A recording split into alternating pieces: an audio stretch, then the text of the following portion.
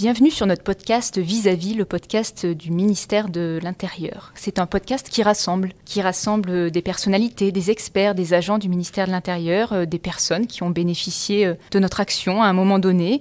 Et un podcast qui raconte des histoires, des bribes de vie. Et aujourd'hui, on est dans un lieu très inhabituel, très inédit. On est à la Direction générale de la sécurité intérieure, dans une salle au rez-de-chaussée. Alors on ne nous a pas bandé les yeux pour venir, mais on a quand même emprunté un espèce de parcours du combattant jusqu'à arriver à cette salle qui est emplie d'histoires. On y reviendra dans un moment avec mes deux intervenants. On va les appeler pour le moment Monsieur Y et Madame Z. Monsieur Y est un peu plus âgé que Madame Z, ils se présenteront tout à l'heure, mais ils font tous les deux partie de cette grande maison, les services de renseignement du ministère de l'Intérieur.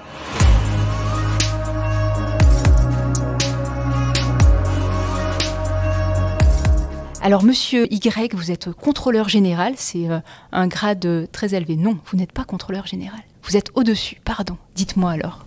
Inspecteur général. Inspecteur général. Donc c'est effectivement un des grades les plus élevés parmi les policiers. Vous êtes récemment retraité de la police nationale. Vous êtes entré dans la police en 1974 et vous avez travaillé plus de 40 ans au service de renseignement. D'abord la DST, la Direction de la surveillance du territoire, et ensuite vous avez accompagné différentes réorganisations de ces services, mais vous allez tout nous raconter dans quelques instants. Madame Y, bonjour. Bonjour. Alors, est-ce que vous avez un nom de code ? Comme tout agent de renseignement, on a un pseudo opérationnel. Ah, vous n'avez pas le droit de nous le donner ? Non. Alors, vous resterez Madame Y pour nous aujourd'hui. Merci. Parfait. En tout cas. Je crois que vous êtes dans un service de renseignement depuis 2014.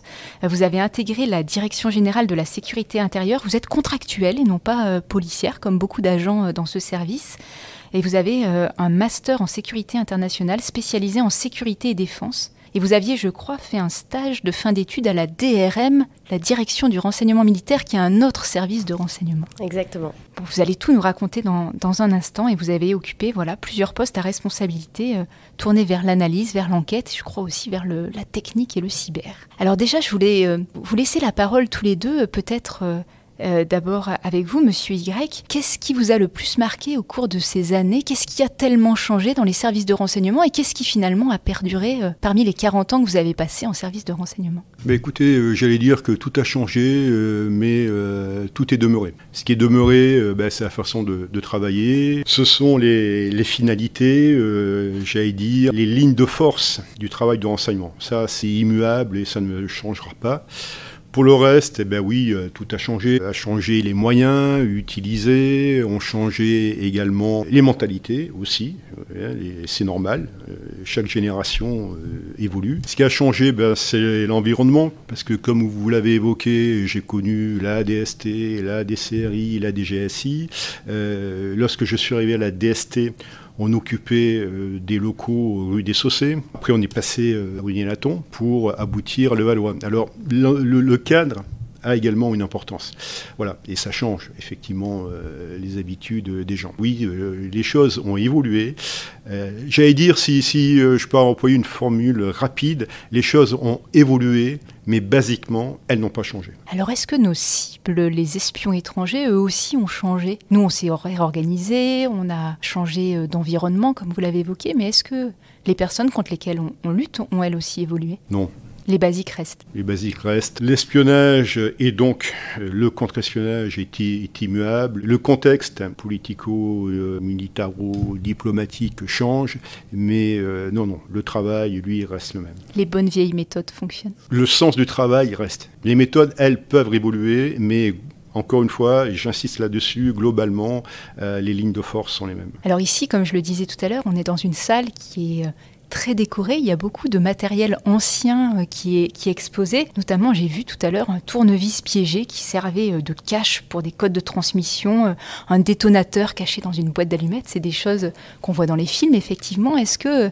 Quand vous voyez des films à la télévision sur ce monde du renseignement et de l'espionnage, est-ce que ça vous fait rire ? Est-ce que c'est parfois proche de la réalité ? Est-ce que ça vous rappelle aussi des choses que vous avez pu vivre au cours de votre carrière ? Qu'est-ce que je pourrais vous dire ? Je pourrais vous dire que James Bond est aussi éloigné du renseignement que le voyage sur la Lune de Georges Méliès de la conquête spatiale. C'est comme lorsque vous lisez des romans. Il y a effectivement des choses qui sont réelles, mais globalement, c'est assez loin Je dis bien assez loin de la réalité. Alors Madame Y, est-ce que vous pouvez nous parler un petit peu de vous? Qu'est-ce que vous pouvez nous dire de votre parcours et comment vous avez réussi à atterrir ici à la Direction Générale de la Sécurité Intérieure? Et sur cette question que je viens de poser à Monsieur Y, je crois que je me suis mélangée dans les X, les Y, les Z. C'est compliqué les renseignements.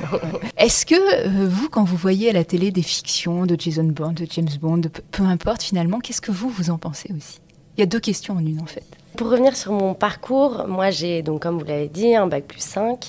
J'ai fait un stage de fin d'études à la DRM parce qu'à l'époque, c'était un des seuls, enfin même le seul, il me semble, service de renseignement à proposer des stages au profil généraliste, type sciences politiques, relations internationales. Ce stage m'a conforté dans mon envie de travailler pour un service de renseignement. Et donc, j'ai fait une candidature spontanée à DGSI qui a été plutôt positive puisque j'ai intégré le service en septembre 2014. Moi, j'ai commencé en tant qu'analyste opérationnel.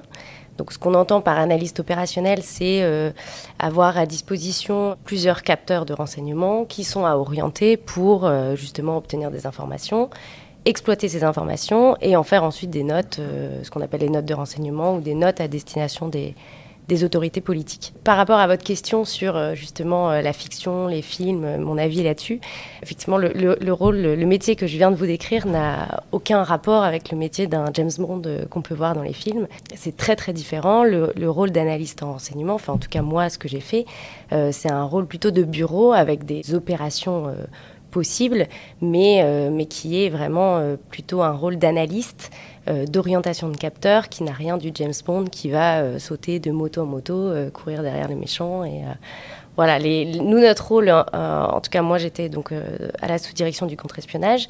L'idée c'était de détecter des actions d'ingérence sur le territoire national, en informer les autorités politiques et voir peut-être mettre en œuvre des opérations d'entrave si c'était validé bien évidemment par la hiérarchie. Alors quand vous nous dites capteur d'information, vous parlez d'éléments techniques, informatiques, ou alors il y a aussi des sources humaines qui vous font remonter de l'information? Alors il y a plein de types de capteurs, effectivement. Il y a la source humaine, la source technique, la source partenariale. Voilà, on peut avoir plein de canaux en fait d'informations qui nous permettent justement de pouvoir recouper l'ensemble des éléments, des informations et en faire du renseignement qui peut être exploité en contre-espionnage ou même voire dans d'autres thématiques. Alors là, depuis tout à l'heure, on parle de contre-espionnage, mais finalement, il y a plein de domaines d'action de la Direction Générale de la Sécurité Intérieure. Il y a par exemple une thématique qui est passionnante, la lutte contre la prolifération des armes nucléaires notamment. Il y a l'intelligence économique, la lutte contre l'intelligence économique. Vous travaillez dans quel champ pour le moment? Vous êtes toujours sur des questions de contre-espionnage? Non, donc là actuellement je suis dans la sous-direction qui traite du cyber et je suis là en charge de l'orientation et de l'animation du réseau territorial cyber de la DGSI. Donc ce sont des honorables correspondants qui travaillent avec vous? Ce sont des agents de la DGSI qui sont donc répartis sur l'ensemble du territoire et qui ont comme mission de suivre certaines entreprises ou certaines entités qui présentent une sensibilité particulière ou un savoir-faire innovant par exemple, et qui peuvent être victimes d'actions d'ingérence étrangères. Les agents suivent ces entités pour justement essayer de faire des actions de prévention, de sensibilisation, de détection aussi, et de faire bénéficier du savoir de la DGSI pour entraver ou au moins détecter ces actions. Quelque part, vous protégez l'État français, ses entreprises, grâce à votre action au quotidien, c'est bien ça? Le domaine cyber vient en continuité de la protection économique menée par la DGSI. Et au fil de ces années, que ce soit dans ce service, dans ce que vous avez précédemment exercé, est-ce qu'il y a une action particulière, même si je sais que vous ne pouvez pas tout nous dire dans les détails, est-ce qu'il y a une action particulière qui vous a le plus marqué, où vous êtes rentré en disant là, c'est pas rien ce que j'ai fait aujourd'hui, ou ces semaines-ci? Je pense que la période qui a le plus marqué beaucoup d'entre nous, c'était bien évidemment les attentats qui ont été quand même impressionnants et d'une ampleur jamais connue, pratiquement jamais connue. À cette époque, j'étais en renfort en contre-terrorisme puisque les contractuels ont été sollicités, certains en tout cas, ont été sollicités pour venir en aide à la sous-direction du contre-terrorisme. Et c'est justement ces événements qui m'ont le plus marqué. Alors vous, Monsieur Y, est-ce qu'il y a une action particulière que vous retenez? Est-ce qu'il y en a une dont vous avez le droit de nous parler, ou une action sans forcément nous donner de détails, mais voilà, qui soit force le respect, soit qui a vraiment changé la vie de personnes de manière importante? Vous savez, ce que je peux vous dire, c'est que de 1996, décembre 96, donc c'est l'attentat de Port-Royal, jusqu'à la malheureuse affaire Mera, 2012, tous les attentats ont été arrêtés. Donc voilà, alors, il y a eu plein d'autres actions. Bon, je pourrais vous parler du parapluie bulgare, je pourrais vous parler de Carlos, la traque de Carlos. La DST, pendant 20 ans, a traqué Carlos, qui avait tué deux de ses fonctionnaires et blessé gravement un troisième.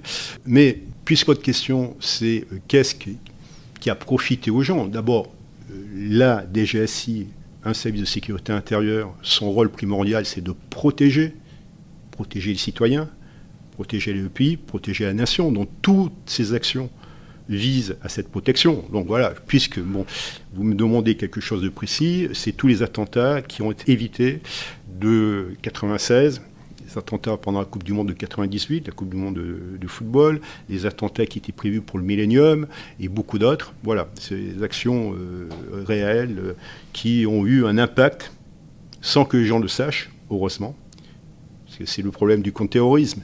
Le contre-terrorisme, c'est arrêter les actions avant qu'elles se passent. Mais si on les arrête avant, tout va bien. Voilà. Personne ne le sait, mais vous le savez. Exactement. C'est un métier, dans la lignée de ce que vient de dire ma jeune collègue, c'est un métier où les satisfactions extérieures sont rares, puisqu'il n'y a aucune reconnaissance. Voilà, il n'y a absolument aucun système de vedettariat au sein d'un service de renseignement, et c'est très bien comme ça. Mais les gens qui, eux, travaillent au quotidien, et parfois pendant très très longtemps, une affaire qui va se conclure par un retour chez lui d'un diplomate qui a été en fait un officier de renseignement, personne ne va en parler parce qu'il n'y aura pas de publicité qui va être faite là-dessus, mais c'est l'aboutissement parfois d'années de travail. Donc la satisfaction, c'est une satisfaction vraiment intérieure. Justement, pour ceux qui nous écoutent et qui se disent peut-être, moi un jour j'aimerais bien être espion, être agent secret, je ne sais pas comment on peut vous appeler. Quelle qualité il faut avoir, justement? Vous dites, faut pas avoir envie d'être une vedette ou raconter ses exploits, parce que c'est tout l'inverse au quotidien. Quelle qualité pour vous il faut avoir pour exercer ce métier? Vous avez parlé tout à l'heure d'abnégation. Est-ce qu'il y a d'autres qualités qui vous viendraient? Il faut être acharné, j'imagine, parce que vous pouvez travailler des semaines, voire des mois sur une même affaire. Quelle est pour vous là ou les qualités principales qu'il faut avoir? Alors, il y en a plusieurs. Il y en a plusieurs. Bon, il faut pas être trop bête quand même. Il faut être intelligent. Voilà, ça commence comme ça. Il faut s'intéresser à tout. Pas qu'il faut. Oui, il faut au moins avoir la culture de domaine que l'on traite. Et les domaines sont extrêmement variés, puisque si vous prenez tout le panel, vous avez évoqué la protection du patrimoine, le contre-terrorisme, le contre-espionnage, donc ce sont des domaines extrêmement divers. Et à partir du moment où on s'occupe d'un domaine, effectivement, il faut s'intéresser au domaine que l'on traite. Il ne faut pas avoir un ego démesuré, ça c'est absolument pas possible. Il faut être équilibré. Il n'y a rien de pire que les mythomanes qui sont dans le renseignement. Donc il faut être extrêmement équilibré dans sa personne, mais également dans sa vie privée. Il faut avoir également une capacité à garder pour soi énormément de choses, parce que vous savez qu'on ne peut pas faire de renseignement si on n'évolue pas dans le secret. Tout ce qu'on fait, ça reste dans le bureau, ça ne sort pas du bureau, parfois ça ne va même pas dans le couloir. Donc, il est hors de question d'en parler à ses proches. Lorsque vous avez une activité professionnelle, ça fonctionne comme ça. La plupart des gens, il faut qu'ils en parlent. Leurs problèmes au bureau, leurs problèmes avec leur patron, les affaires qu'ils font, à leurs conjoints ou à leurs proches. C'est hors de question dans le domaine du renseignement. Donc, il faut que la personne ait cette capacité à retenir ça en soi. Donc, ça veut dire qu'il faut avoir une certaine forme d'humilité. Bon, vous voyez, je peux vous parler... C'est une perle que vous nous décrivez, là. Oui, mais c'est une perle. Mais si on veut, effectivement, être à la fois efficace et être un bon officier de renseignement, il faut avoir ces qualités-là. Vous êtes d'accord, Madame Zen? Oui, je rajouterais aussi la capacité à s'adapter. Alors bien évidemment, en fonction de ces missions, on n'a pas les mêmes compétences requises. L'enquête qu'il y a dans la plupart des missions à la DGSI nécessite justement de savoir s'adapter aux capteurs qui sont à notre disposition, aller chercher l'information là où on peut la trouver. Les missions à l'extérieur, les opérations sur le terrain nécessitent aussi de justement savoir s'adapter, parce qu'on ne peut pas se présenter qualité, et donc il faut savoir jouer un petit peu avec vous avez plein d'identités en fait, plein de professions, plein d'identités. Non, mais il y a des formations en interne justement pour savoir improviser, savoir par exemple si on est en traitement de source dans un restaurant et qu'on croise quelqu'un qu'on connaît, il faut savoir justement réagir pour essayer de s'en sortir comme on peut, quoi. C'est un peu comme dans les films, moi. Malgré ce que vous m'avez dit, je trouve que c'est un peu comme dans les films. C'est un domaine qui fait fantasmer, ça c'est clair. Est-ce que c'est important et intéressant dans un grand service d'élite comme le vôtre, qui est aussi des jeunes générations avec peut-être des compétences différentes des anciens, peut-être vous êtes très fort sur les réseaux sociaux, peut-être que vous avez des grandes capacités pour trouver des choses en source ouverte. Est-ce que vous voyez l'intérêt qu'il y ait des jeunes, parce que vous êtes jeune, moi je vous ai en face de moi. Ce qui est sûr, c'est qu'il y a une vraie évolution dans la politique de recrutement à la DGSI, avec notamment l'arrivée des contractuels. Il y a une volonté d'abord de professionnaliser certains domaines. Je pense notamment à un domaine type les domaines de soutien comme l'informatique, avec des ingénieurs, des contractuels qui sont recrutés, qui ont une compétence rare et particulière. Ensuite, il y a aussi une volonté de diversifier certains profils. Les contractuels, effectivement, je pense que... pour en avoir beaucoup discuté, ça a été un gros bouleversement à la DGSI, qui était une maison avec une forte culture policière, qui l'est toujours d'ailleurs. Mais les contractuels, effectivement, viennent chambouler un petit peu cette culture, avec des évolutions, comme vous dites, de génération, de statut, qui demandent forcément à faire évoluer la façon de travailler. Qu'est-ce qu'on se dit tous les jours à la machine à café quand on a le droit de rien se dire finalement? Comment ça se passe les relations au travail quand tout est couvert par le secret? Est-ce qu'on raconte qu'on a visité sa vieille tante à la maison de retraite ou qu'on a planté ses tomates? Qu'est-ce qu'on se dit finalement? Mais vous savez, le travail, c'est pas 100% de la vie. Voilà, heureusement, il y a bien d'autres sujets. Donc les gens qui travaillent dans ce service ne sont pas polarisés sur leur travail, ils peuvent parler totalement d'autre chose. Je voudrais revenir parce que elle a totalement raison, ce qu'a dit Madame Z. Vous voyez, moi je me souviens. Mais je suis sûre que vous avez... Voilà. Là, c'est une habitude. Lorsque j'ai débuté... Vous mémorisez beaucoup plus. Lorsque j'ai débuté à la DST, on s'appelait par notre pseudonyme. C'est une habitude. C'est plus le cas maintenant, je vous rassure. Les jeunes générations sont quand même plus normales, on va dire ça comme ça. Et donc l'adaptation, c'est fondamental. Parce que vous avez compris que le panel... d'un service comme la DGSI, ça va du groupe d'intervention de la DGSI, le GAO, jusqu'aux analystes les plus pointus dans des domaines extrêmement précis.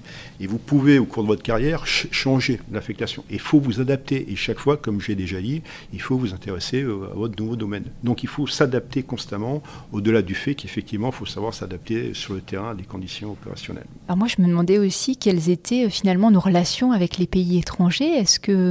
Est-ce que vous travaillez avec tous nos pays alliés? Est-ce que vous échangez de l'information? Comment ça se passe, cette coopération internationale, finalement, aujourd'hui? Est-ce que tout est dématérialisé? Est-ce qu'on se rencontre? Est-ce qu'on passe d'un pays à l'autre pour aller chercher de l'information? Ou est-ce que ça, c'est encore dans mon imaginaire? Comme ce qui a été dit, vous savez, il y a 3 sources d'information. C'est-à-dire que, non pas le renseignement, parce que le renseignement, c'est ce qui sort, ce qui est livré à l'autorité qui a besoin du renseignement. Et c'est l'accumulation de plusieurs informations qui donne un renseignement. Et ces informations viennent de 3 choses. La source humaine, qui est absolument fondamentale. Dites-vous bien qu'aucune grande affaire d'impact médiatique important n'a été faite sans qu'il y ait eu au départ une source humaine. C'est très clair. La deuxième, c'est la source technique, bien sûr, parce que ça donne une capacité extrêmement importante. Encore faut-il auparavant savoir ce qu'on cherche. Et la troisième, c'est la coopération internationale. Donc les échanges avec les services, ils sont nombreux, variés, importants et avec tout le monde. Même avec ceux dont on est moins proche, on va dire comme ça. Bien sûr. Je crois qu'il y a une expression, faut être proche de ses ennemis. Il y a une maxime, dans le renseignement, il n'y a pas d'amis. Ah voilà, c'est encore plus simple. Il n'y a que des alliés. Parfois il n'y a pas d'amis, il y a conjoncturels, que des alliés. Voilà, parfois permanents. Mais il n'y a pas d'amis. Donc je suis désolé, c'est pas un métier très romantique. Si, c'est romantique. Moi, je voulais juste rajouter que ce qui a surtout évolué, c'est pas tant les échanges avec les partenaires étrangers. À la DGSI, il me semble, vous m'arrêterez si je me trompe, mais il me semble que même à l'époque de la DST, le service était déjà extrêmement connu pour avoir des relations très bien établies à l'international. En revanche, je pense que la grande évolution qu'il y a eu à la DGSI, c'est surtout l'ouverture avec les échanges interservices. Entre services de renseignement. Il y a eu la communauté du renseignement qui a été créée, qui a rapproché quand même énormément le service du premier cercle de renseignement.